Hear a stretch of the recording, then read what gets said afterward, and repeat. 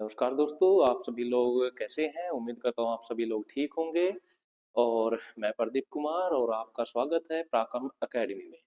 आज हम लोग फिर से आपके साथ आए हैं एक प्रैक्टिस सेट के साथ जो 2023 में आ चुका है। और उन्हीं क्वेश्चनों को हम उठा रहे हैं प्रैक्टिस सेट के अंदर जो एग्जाम्स में आए हैं। तो चलिए शुरू करते हैं। सबसे पहला क्वेश्चन है ये हमारा कि एबीसी का जो औसत भार है वो 65 किलोग्राम है, बीसी का 62 है और यहाँ पर बी सॉरी एबी का 62 है और बीसी का 57 है। तो उसने पूछा है यहाँ पर कि बी का भार कितना है। तो आप एक बार थोड़ा सा ट्राई करिए इस क्वेश्चन के लिए कितने सेकंड्स आप लेते हैं और आंसर को रिप्लाई करिए कमेंट में और फिर हम लोग इसको क्वेश्चन को सॉल्व करते हैं। 5 सेकंड में आपका 5-10 सेकंड का क्वेश्चन है आपके बात के लिए हम लोग थोड़ा सा डिस्कस कर लेते हैं। जो अगली वाली एग्जाम है इसके अंदर आप ध्यान रखेंगे आपकी 50 नंबर की है और पर्सनल रीजनिंग है तो आपका 15 नंबर का 10 नंबर का है। अगर एक सब्जेक्ट की कमी को आपको सब्जेक्ट के क्वेश्चन करना पड़ेगा। मान लिया हम रीजनिंग के अंदर 25 क्वेश्चन आने हैं, 25 के 25 को हम कवर कर रहे हैं और हम मैथ को हम केवल 5 या 10 क्वेश्चन ही ले पा रहे हैं। मान लिया 5 क्वेश्चन हम कम कर पाए तो उसके जो 5 नंबर हमारे कटे हैं वो दूसरा कोई सब्जेक्ट पूरा नहीं करता है। तो इसलिए 15 क्वेश्चंस हमारे मैथ के हैं और ये क्वेश्चंस हमारे वे हैं जिसमें से हम 15 के 15 ला सकते हैं। रीजनिंग भी ऐसे ही हमारा टॉपिक है जिसमें हम 25 के 25 ला सकते हैं। तो ये सब्जेक्ट पे थोड़ा हमें ध्यान देना होगा। चलिए आपका क्वेश्चन हो गया होगा और आपने आंसर रिप्लाई करे भी हैं। तो क्वेश्चन हमारा एबीसी का जो भाग वो था हमारा और का जो सीधा सा मतलब है यहाँ पर जो औसत का सीधा सा मतलब होता है वो है प्रति एक संख्या। अगर तीन इसी का 3 संख्या अगर हम लैंग्वेज में समझे और प्रत्येक यहाँ पे है 65 तो तीनों का योग आ जाता है। यहाँ पर तीनों संख्याओं का योग तो हम लोग इसमें मल्टीप्लाई करते हैं यहाँ से तो वो आ जाता है 195 हमारा यहाँ पे। अब उसने ऐसे ही कहा ए और बी औसत भार ये सब चीजें छोड़ दीजिए लैंग्वेज एक आप थोड़ा सा मैथमेटिकल की संख्याओं को पकड़े बस आप। ए और बी का यहाँ कहने का मतलब है दो संख्या है यहाँ पे जिनका औसत का मतलब वही है प्रत्येक। तो दो संख्या में से प्रत्येक संख्या हमारी 62 है तो दोनों संख्याओं का जो योग बनता है हमारे पास में वो बन गया है 124। अब यहां से आते हैं तो बी और सी जो दो संख्या ये वाली है इनमें से प्रत्येक संख्या है वो हमारे यहाँ 57 है तो यहाँ बी और सी दोनों संख्याओं का जो योग बनता है वो बनता है हमारे पास में 114। अब उसने कहा कि बी वाली संख्या बताओ तो तीन संख्याओं का योग था जो हमारा यहाँ पे ए बी और यहाँ से सी वाला यहाँ पे तो वो है हमारे पास में यहाँ 195 है। अगर हम इसमें से यहाँ से अगर इस वाली संख्या में से 100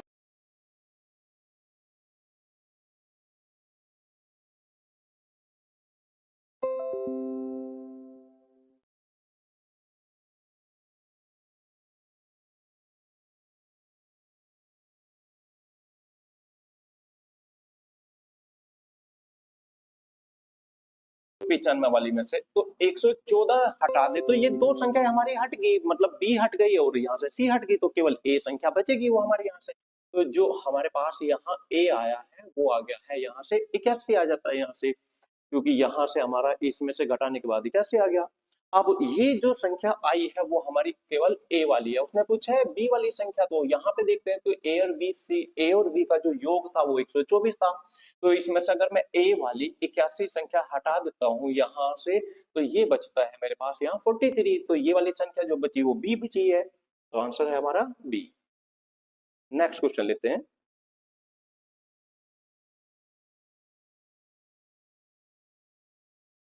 चलिए फिर से हम लोग इस क्वेश्चन के लिए ट्राई करते हैं एक बार। अब उसने कहा कि एक ट्रेन अपनी सामान्य चाल से 16% की वृद्धि करता है मतलब जो उसकी पहली चाल थी उससे चाल को वो बढ़ा देता है और अपने जो समय लगता है उसे पहुंचने में वो 30 मिनट पहले पहुंच जाता है क्योंकि अगर हमारी चाल बढ़ी है तो समय हमारा फिर कम लगना ही है। तो उसने कहा कि सामान्य चाल से जाता है तो कितने घंटे लगेंगे। तो यहां से हम लोग समझते हैं अगर पहली चाल उसकी 100 थी तो जो अब की चाल है नई चाल जिसे हम लोग कह देंगे वो 116 है हमारी यहाँ से। तो इसका मतलब क्या हुआ जो ये चाल थी हमारी इस चाल में जो वृद्धि हुई है वो 16 की वृद्धि हो गई है। अब दूरी तो नहीं बढ़ रही घट रही दूरी तो हमारी कांस्टेंट है तो दूरी के लिए आप जब दूरी हमारी कांस्टेंट है तो जो समय हमारा यहाँ लगेगा वो इनका अपोजिट हो गया यहाँ पे 116 और 100 मतलब समय हमारा कम लगेगा। अब उसने ये जो कहा है कि जो समय कम लगता है या जल्दी पहले पहुंच जाता है इसका मतलब है समय कम लग रहा है, 30 मिनट हमारी वो कम लग रही है। तो यहां से हमारा समय रेशियो के हिसाब से वो 16 मिनट कम लग रहा है, तो इसको की जगह हमें करना है बढ़ाकर 30 मिनट करनी है। तो कितने मतलब ये संख्या बढ़ानी है तो कितनी बढ़ानी पड़ेगी, तो उसको हम लोग कर देंगे यहाँ से 30/16 इतने गुना हमें इसको बढ़ाना पड़ेगा। अब उसने पूछा कि पहला समय कितना है, तो पहला समय रेशियो के हिसाब से हमारा आता है 116, तो मल्टीप्लाई 116 करेंगे। अब ये यहाँ एक वर्ड पे जरा हमें और ध्यान देना है, 30 मिनट था यहाँ पे, तो मिनट की जगह हमें उसे घंटे लेना है, तो ये जो आएगा हमारा यहाँ से मिनट आएगा निकल के। अगर हमें इसे घंटे में कन्वर्ट करना है तो डिवाइड बाई 60 कर लेंगे, वो हम लोग स्टार्ट कर देंगे यहाँ से। तो यहाँ से इसको काटेंगे हम लोग, ये 2 बार आ गए यहाँ से, और यहाँ से ये कटेगा 4 बार, और ये कट जाएगा हमारा यहाँ से 29 बार, और ये बन जाएगा हमारा यहाँ से 29/8। तो ये आता है 8×3 = 24, और यहाँ से 5 और बटे 8 इतने घंटे। तो आंसर आता है हमारा सी। चलिए, अगर आपने इसमें कुछ पूछना हो क्वेश्चनों में, मान लिया आपको कोई चीज समझ में नहीं आई है किसी भी क्वेश्चन में या इससे अलग हटके, तो आप लोग कमेंट में रिप्लाई कर देख लो कि भाई ये क्वेश्चन हमें थोड़ा सा ये चीज यहाँ पे बात समझ में नहीं आई है और इसको हमें दोबारा समझाना है। तो या हम उसके मैं के लिए थोड़ा सा वीडियो दोबारा बना दूंगा, या कुछ इससे रिलेटेड क्वेश्चन हो गया तो उसके लिए भी हम लोग थोड़ा सा अलग से आपको आंसर दे देंगे। इस क्वेश्चन के लिए बात करते हैं।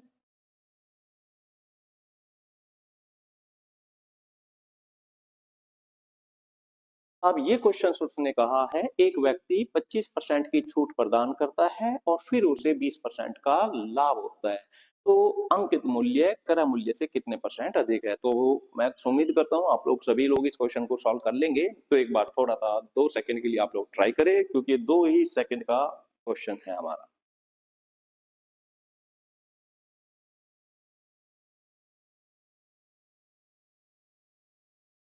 आप लोगों के अगर इस तरीके से कोई क्वेश्चन है या इससे रिलेटेड है या कुछ अलग क्वेश्चन है, आप कमेंट में इसको लिख दे क्वेश्चन को, मैं उसी पे नई वीडियो बना दूंगा आप लोगों के लिए। तो चलिए क्वेश्चंस को देखते हैं। 25% की छूट हुई है, छूट तो हमारी एमआरपी में होगी, तो 25% की छूट का सीधा सा मतलब है वो चीज अगर 100 की एमआरपी थी तो 75 की बिकी है वो हमारी यहाँ पे। अब उसने कहा है 20% का लाभ होता है, तो लाभ तो हुआ है, तो 100 की अगर वो चीज थी हमारी मतलब उसका क्रय मूल्य है, तो हमारा यहाँ पे 20% का लाभ है तो 120। तो यही हमारे रेशो बन जाते हैं सीधे से इसके क्रय मूल्य के और यहाँ पे अंकित मूल्य के। अब क्रय मूल्य हो गया हमारा यहाँ से 75, और यहाँ पे जो अंकित मूल्य है वो हमारा हो गया यहाँ पे 120। उसने कहा अंकित जो मूल्य है वो क्रय मूल्य से कितने परसेंट अधिक है। तो इसको अगर हम काट के छोटा करना चाहें तो यहाँ से कर सकते हैं, 15 से डिवाइड कर देंगे, सही से भी 15 से डिवाइड कर लेंगे तो 5/8 भी हम लोग इसे कह सकते हैं यहाँ से 5:8। तो उसने कहा अंकित मूल्य जो है क्रय मूल्य से कितने परसेंट अधिक है, तो ये कितना अधिक है, 3 कितने से 5 से, तो गुना 100 करेंगे हमारा, तो ये आ गया हमारा 60% अधिक। चलिए नेक्स्ट क्वेश्चन देखते हैं।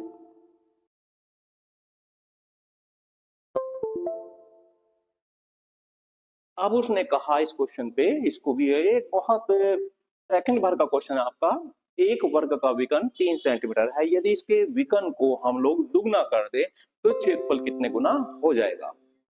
तो आप लोग एक बार ट्राई करें, जैसा भी आप कर सकते हैं। एक चीज को हम लोग को बड़ा ध्यान रखेंगे कंपटीशन के अंदर, कि क्वेश्चन कुछ क्वेश्चन ऐसे होते हैं उसमें कैलकुलेशन की जगह आपको थोड़ा सा ट्रिकली या उसको कहना क्या चाह रहा है वो समझना बड़ा जरूरी होता है।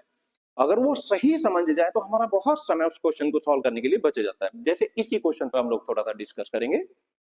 उसने कहा वर्ग है, वर्ग का मतलब हम जानते ही हैं उसके विकर्ण को अगर हम दुगना कर दे, तो ये उसका विकर्ण हो गया, उसको अगर हम लोग दुगना कर दे, तो मान लिए जितने भी मीटर का था, 10 मीटर का था, 20 मीटर का था, 5 मीटर का था, इसको अगर मैं उतना ही दुगना कर दूं, मान लिए 2 मीटर का, तो 2 मीटर उसके विकर्ण को और दुगना कर दें, तो विकर्ण इतना बनेगा। तो बने नए वर्ग का क्षेत्रफल कितना, तो वह नया जो वर्ग बनेगा वो इस तरीके का हमारा बन जाएगा यहाँ से। तो क्या हो गया, जब ये दुगना हुआ है यहाँ से, तो ये भी दुगनी हो जाएंगी, ये भी दुगनी हो जाएंगी, तो इस हिसाब से जितना इसका क्षेत्रफल था उसी तरीके के हमारे यहाँ से बन गए हैं 4 हिस्से।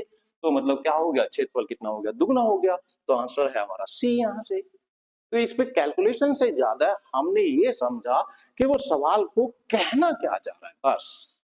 नेक्स्ट क्वेश्चन पर बात करते हैं। चलिए इस क्वेश्चन पे बात करें। पहली संख्या दूसरी संख्या का 1/4 है।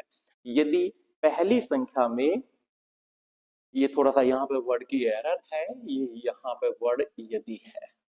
यदि पहली संख्या में 30 जोड़ दिया जाए तो दूसरी संख्या पहली संख्या का 2/3 हो जाती है। तो उसने पूछा है दूसरी संख्या कितनी है।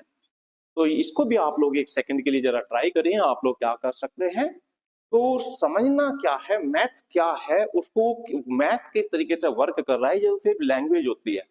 लैंग्वेज के पीछे जो मैथमेटिकली संख्या वो किस तरीके से वर्क कर रही है, इसके लिए मैं आपके लिए स्पेशली एक वीडियो बना दूंगा, आपके लिए एक ऐसी क्लास के बना देंगे जिसमें मैथमेटिकली जो सवाल आपको अलग अलग दिखाई देंगे, बट उसका जो बेस है वो सब सवालों में एक ही वर्क करता है। तो उसके लिए मैं स्पेशली वीडियो आप लोगों को दे दूंगा। अगर आप लोग चाहोगे तो मुझे कमेंट में इस चीज के लिए डिमांड दे दें कि आप लोगों को इस तरह की वीडियो चाहिए। चलिए आप लोगों ने ट्राई कर लिया होगा। उसने कहा पहली संख्या दूसरी संख्या का 1/4 है, तो इसका मतलब सीधा सा होता है 1:4।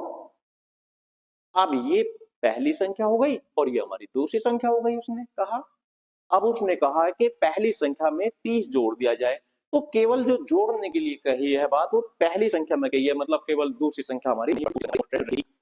तो नया जो रेशो बन जाता है वो बन जाता है 2/3, मतलब 2 रेशो यहाँ से 3। अब रेशो में हम एक बात का ध्यान करेंगे, ये वाला उन संख्याओं का पहला रेशो था, ये हमारा नया रेशो है यहाँ से।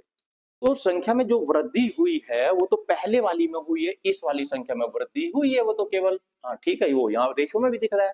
बट एक चीज का अगर हम लोग गौर दें, तो दूसरी संख्या में कहीं भी वृद्धि नहीं हुई है। दूसरी संख्या यहाँ पे थी हमारी 4 है और यहाँ पे है वो 3।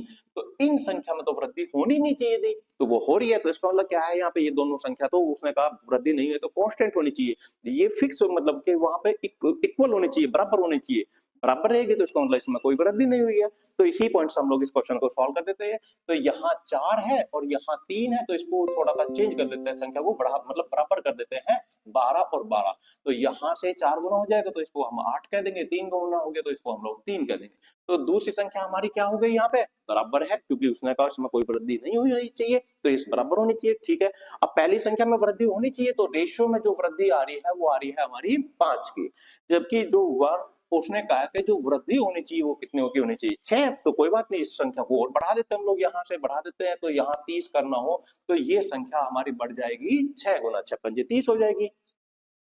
अब उसने कहा ये संख्या बढ़ गई तो ये सारी संख्याएं बढ़ जाएंगी, तो उसने कहा दूसरी संख्या बढ़ के कितनी हो जाएगी, तो इस संख्या में भी अगर हम 6 की गुना करेंगे तो ये संख्या हमारी बन जाएगी यहाँ पे 72। तो आंसर है आपका ए।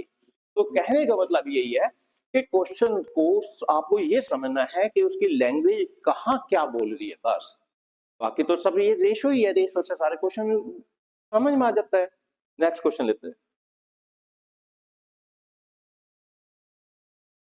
अब ये बड़ा सिंपल क्वेश्चन है, ये बड़ा सीधा सा क्वेश्चन है हमारा। उसने कहा है कि पहली संख्या, पहली संख्या का गुणनफल, और एक चीज मैं एक चीज नोट कर रही हूँ कि जो अभाज्य पढ़ा रहा है, तो वहां पर जो अभाज्य संख्या से, पिछले प्रैक्टिस सेट के अंदर भी एक क्वेश्चन आया था, इसमें आया था, तो अभाज्य संख्या से लगभग क्वेश्चन हमारा रिपीट हो रहा है। तो इस क्वेश्चन पे वो किस लैंग्वेज को बनाकर नया क्वेश्चन पूछ रहा है वो एक अलग मैटर होगा, बट अभाज्य संख्या पे क्वेश्चन लगभग लगभग पूछा जा रहा है। तो उसने कहा पहली संख्या और पांचवी संख्या, तो पहली संख्या सबसे छोटी हमारी अभाज्य संख्या, और 2 होती है,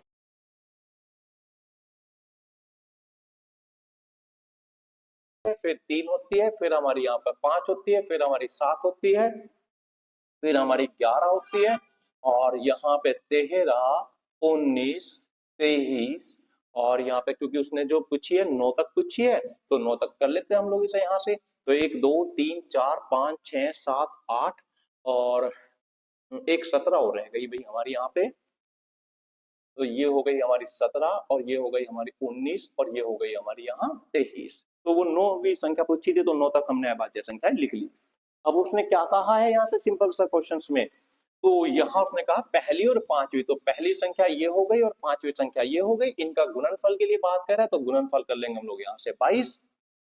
अब उसने कहा तीसरी संख्या, तो तीसरी संख्या हमारी यहाँ से 5 हो गई, और 9वीं संख्या ये हो गई हमारे यहाँ पे, तो ये हो गई हमारे पास 115। यहाँ पे गुणनफल की बात कर रहा हूँ यहाँ से, तो इन सबके योग की बात कर रहा है, तो योग को हम लोग यहाँ से प्लस करेंगे, तो ये हो गया हमारे पास में 137। चलिए नेक्स्ट क्वेश्चन चलते हैं।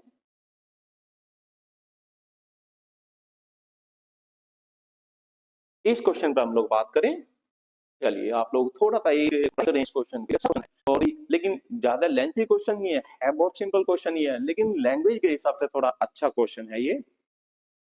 उसने कहा 8,000 एक वर्ष के लिए 6% वार्षिक दर पर और छमाही रूप से चक्रवर्ती जो ब्याज है उस पर दिया जाए, तो दोनों के ब्याजों का जो अंतर आता है वो कितना आता है। तो एक बार आप इस क्वेश्चन के लिए ट्राई करें, और मैं आप लोगों के लिए सब्जेक्टिव जो जैसे साधारण ब्याज हुआ, चक्रवृद्धि ब्याज हुआ, आप लोगों को अगर किसी टॉपिक में लगता है कि ये थोड़ा सा हमें चाहिए, इसका बेस चाहिए, तो उसके लिए मैं थोड़ा सा अलग से वीडियो आप लोगों को बनाकर डाल दूंगा। आप बस उसके लिए जोन से भी चैप्टर पे चाहते हैं उसके लिए आप थोड़ा सा कमेंट डाल दें। अब पहले साल का जो ब्याज है 100 रुपए पे 6 रुपए आता है, अगर हम लोग ये मान ले कि भाई जो ब्याज है वो इसका तो यहाँ पे 6% ब्याज बैठ गया हमारे यहाँ पे। अब छमाई का मतलब क्या है कि ये था साल का ब्याज, तो यहाँ छमाई है तो ये हो जाएगा 3%। तो पहला जो 6 महीने है उसके हिसाब से अगर आप करें, कैलकुलेट करें इसे, तो पहले 6 महीने का जो ब्याज आता है वो आता है हमारा 100 रुपए पे 3 रुपए, मतलब अगर हमारा मूलधन 100 रुपए में तो 3 रुपए सीधा ब्याज आता है, 3% भी हम इसे कह सकते हैं। और जो अगला 6 महीने, क्योंकि साल का चेक करना है, क्योंकि यहाँ पे साल का है, तो 6 6 महीने से भी साल का मतलब 6 साल में छमाही 2 बनेंगे हमारे यहाँ पे, तो ये ब्याज बन जाएगा 3 तो ये जो ब्याज आ गया है यहाँ पे 6 6 महीने के हिसाब से हमारे पास यहाँ 6.09% हमारा यहाँ से ब्याज। अब यहाँ ब्याज था 6%, वहां आ गया इतना, तो दोनों का डिफरेंस आया है वो आ गया 0.09%, इतना ब्याज का अंतर है हमारा। अब उसने कहा इसे रुपए में बदल दीजिए, तो मूलधन जो था हमारा वो 8,000, तो 8,000 का 0.09% कितना होता है, तो कैलकुलेट हम लोग कर देंगे इसको यहाँ से, तो 9 8 72, तो 7.2, तो ऑप्शन है हमारा यहाँ से फर्स्ट, मतलब ए। ये सा क्वेश्चन है, उसने कहा x y के 80% के बराबर है, तो y x प्रतिशत y है। तो मैं उम्मीद करता हूँ आप सभी लोग, क्योंकि हम यहाँ पे आए हैं ना कि टॉपिक डिस्क आए हैं, तो एग्जाम कितना है, चलिए आप देर का तो x y 60% y के बराबर, जो हमारा ये हमारा नेक्स्ट क्वेश्चन है। उसमें कहा कि एक विक्रेता ने 1 रुपए में 22 की दर से बटन खरीदे, या कोई भी वस्तु कह सकते हैं, वस्तु खरीदी है, और भी 10% का लाभ के लिए उसने 1 रुपए में कितने बटन बेचने पड़ेंगे। तो इसको ये क्वेश्चन एग्जाम में बहुत रिपीट होता है, बहुत ज्यादा। आप इस पे एक बार ट्राई करें, 5 सेकंड ले इस बात के लिए, और फिर देखते हैं क्या।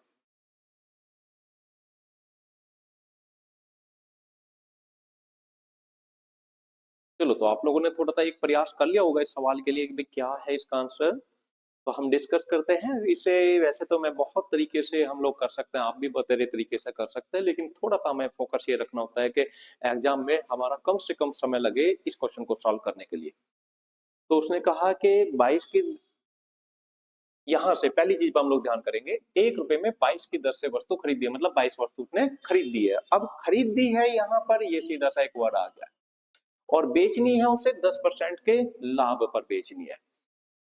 तो जो पहला भाव था, भाव का अगर हम रेशियो बनाए, यहाँ से खरीदना है तो मतलब 100 रुपए की खरीद दिया, लाभ के लिए 110 में बेचेंगे, तो 10:11 कह सकते हैं हम लोग इसे सीधा सा।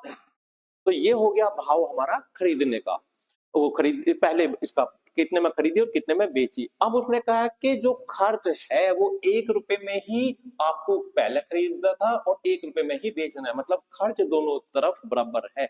अगर खर्च समान है तो जो वस्तुओं की संख्या होगी, वस्तुओं का जो रेशो होगा इसका अपोजिट हो जाएगा, मीन्स ये भाव का और ये हमारी यहाँ वस्तुओं का जो रेशो बनेगा वो 11:10 हो जाएगा। कब होता है ऐसा अपोजिट, ये भी ध्यान रखना है, जब हमारा दोनों तरफ खरीदती दफा भी और बेचती दफा भी जो खर्च है वो समान रहे, तो रेशो हमारा यहाँ से मिल गया है। अब उसने कहा कि पहली वस्तु जो रखनी है हमें वो 22 रखनी है यहाँ पर 11 की जगह अगर हमें 22 करनी है तो दुगना, तो ये भी दुगना, तो इस बार जो वस्तु हमें बेचनी पड़ेगी वो 20 वस्तु बेचनी पड़ेगी। नेक्स्ट क्वेश्चन पे चलते हैं।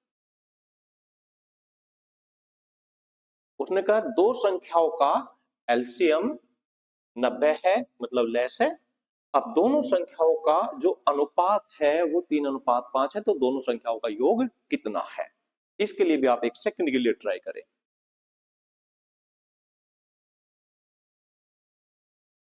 चलिए, आप लोगों ने आंसर दे दिए होंगे, अब मैच करते हैं कि आपका आंसर कितने लोगों का ठीक है।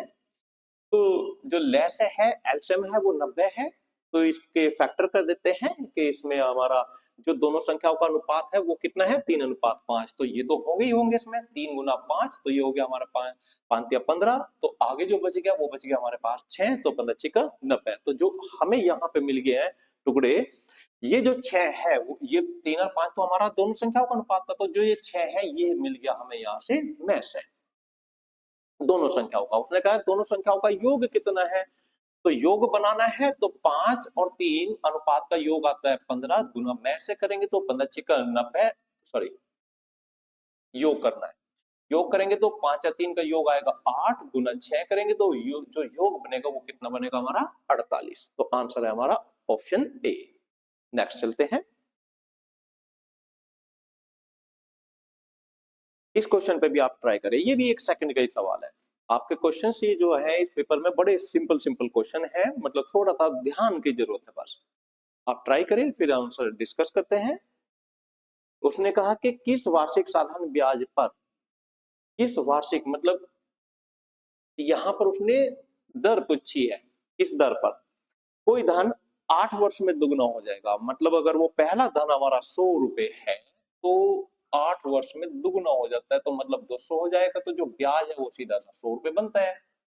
अब ब्याज जो 100 रुपए बना है वो बना है 8 वर्ष में, तो दर का मतलब क्या होता है, वार्षिक का मतलब क्या होता है 1 वर्ष का, तो 1 साल का कितना बटे 8 करेंगे तो ये आता है हमारा 12.5%।